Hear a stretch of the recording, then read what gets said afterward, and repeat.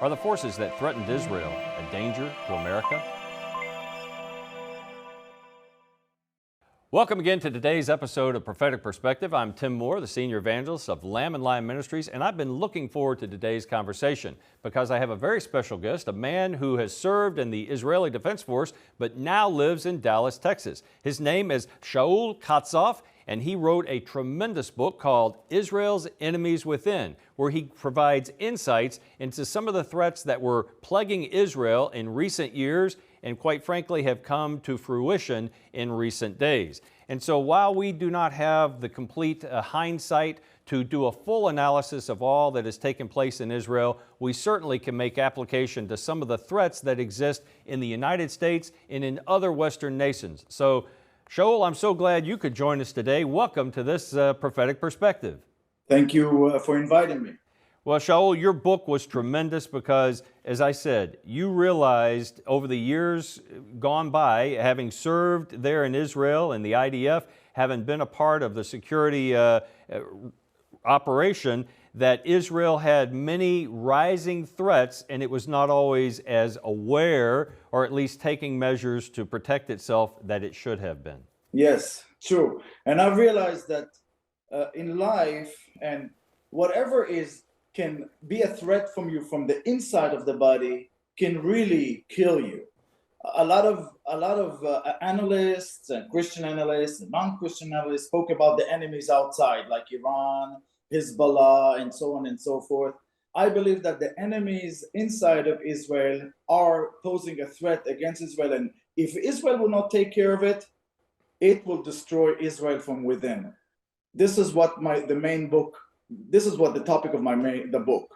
Well, you know, and I think that's a great insight because even here in America, some of our founding fathers, Abraham Lincoln, one of our great presidents, said America as a nation, as a democracy founded on Judeo-Christian values, would not be defeated from an external foe. The only way we could fall is if we really deteriorated within. And so we have witnessed in just my lifetime a tremendous deterioration of our moral clarity as a nation. And I think that same infection that can be a threat to any democracy, whether in Israel, the United States, or other Western democracies, is something we have to guard against and we have to stay alert toward. True. And you know, I'll start with a legend that actually an Arab philosopher said. He spoke about a person that decided to live in the desert, and he raised his family, and they were all so united because they were so busy to survive in those harsh environments of the desert. And he raised his family, and he had grandchildren and great-grandchildren. One day, his child came over and said, "Hey, Grandpa, on the beach, there is not far from us, there is a tribe, and they are kind of laid back. They are partying all the time. We can go and take them." And the great-grandfather says, "Okay, let's go." And they walked through 50 miles and they got to that beach, and they really took that land, and they destroyed that tribe because they were lazy. They didn't have any guard. And then eventually they controlled that beach. But guess what? Through the years, that same tribe in the desert, the same tribe become more lazy, became more laid back. And the next generation become more laid back. And the other generation start to drink alcohol and just have parties. And guess what? Another tribe that was raised in that desert in the same spot came and took it. That is words of an Arab philosopher. And unfortunately, this is what happens in Israel. Israel was founded in 1948 with people with a lot of zeal, a lot of power. But now, especially in the last year, we saw a lot of decay that is going on in the Israel society. A lot of fights that shows signs of decay, signs of laying back, being sleeping, not paying attention to the enemies outside, more fighting with ourselves.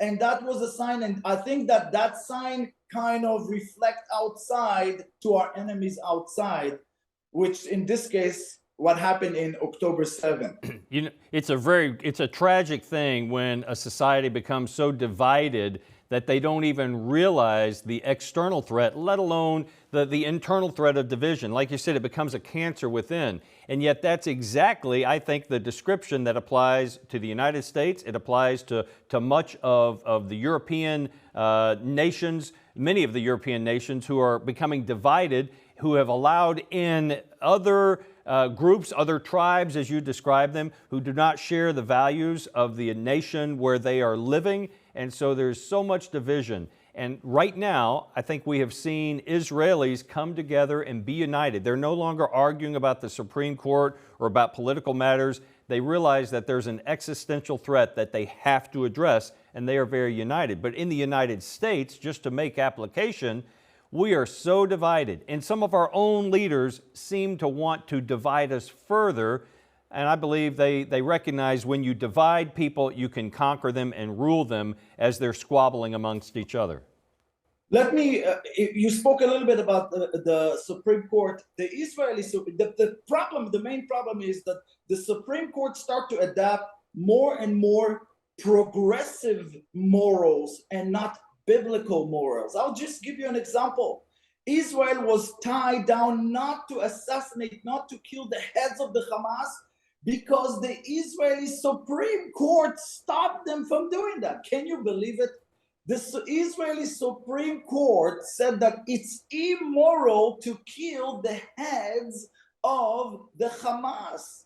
Have you ever read the agenda of the Hamas? Yes. It's scary. It's worse than the Nazi agenda. It's worse than that. It's worse than their manifesto of the Nazis. It's worse. And even though the Israeli Supreme Court tied the hands of the government for years, they tied the hand of the government in many, many cases, not just against the Hamas, but against any other of security measures that it was essential for the safety of Israel. This, I wrote about it in the book. The Supreme Court actually overlaps the government and dictate the government what to do. And it was not supposed to do that. And all those ideas were progressive, unbiblical progressive ideas. Well, you know what the power of your book is? It's called Israel's Enemies Within. And yet, I will tell you folks that the insights that Shaul has in his book regarding Israel could be applied to the United States, because we have progressives who would like to turn this country into a godless, socialist society. They don't care what has happened in the Soviet Union, in places like Venezuela that have embraced socialism and progressivism. They're clamoring for that to happen here. And so I go back to what you said earlier, Shaul, that sometimes a nation is founded, or a community is founded by people who have great vision and great dedication, but they want their children and their children's children to have an easier life, and so they make it easier and easier, and people become more and more complacent, as you said, lazy,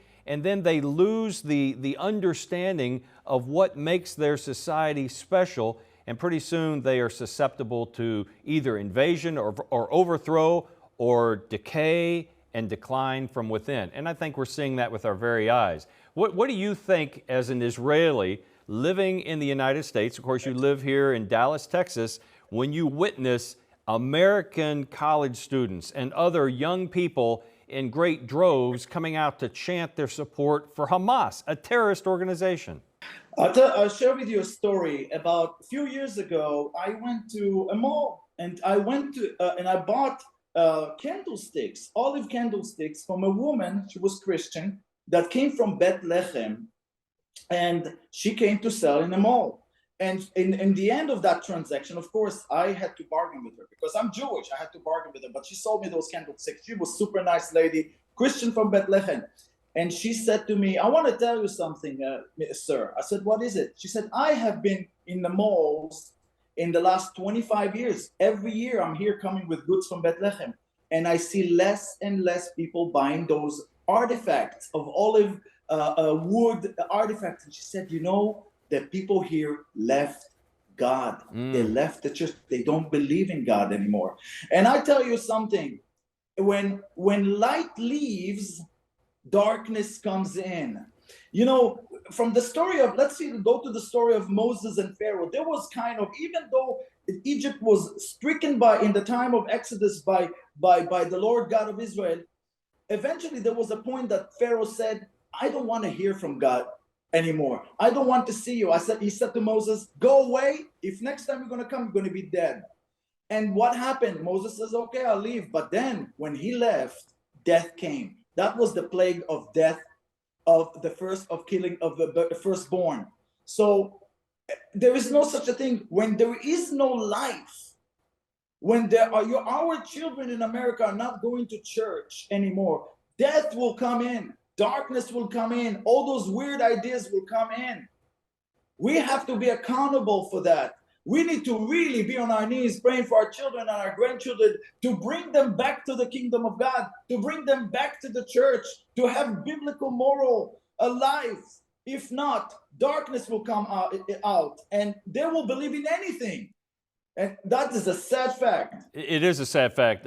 Shaul, I tell the story that, and it's not story, it's historical fact. When Joshua asked the people of Israel whom they would serve, because he confessed and testified, as for me and my house, we will serve the Lord. The men of Israel said, we will too, us and our children and our children's children. They were very bold in making that proclamation. And yet just a few generations later, when Elijah came to Mount Carmel to compete against the prophets of Baal, he asked the children of Israel, the gathered throngs of Israel under King Ahab, who are you going to serve, the false prophet of Baal or the living God? And they were silent. Just a few generations later, those new generation of Israelis, of Jewish people living in the land, would not even open their mouths to confess their faith in God until they saw the power of God as fire fell from heaven. Then they said, the Lord, He is God, the Lord, He is God. I believe that we are going to witness, and we are right now, God's provision for Israel and the fact that He is still engaged in fulfilling His promise to protect His people Israel, to protect those who have put faith in Jesus Christ, obviously, and yet so many are complacent and given the option to declare publicly, they're silent. I look forward to a day when every knee bows, every tongue confesses, but we as Christians right now, we need to be bold in our faith and proclaiming our dedication to serve the Lord and to teach our children, our grandchildren, so that there will still be young people rising up to bear much fruit for the King when He comes.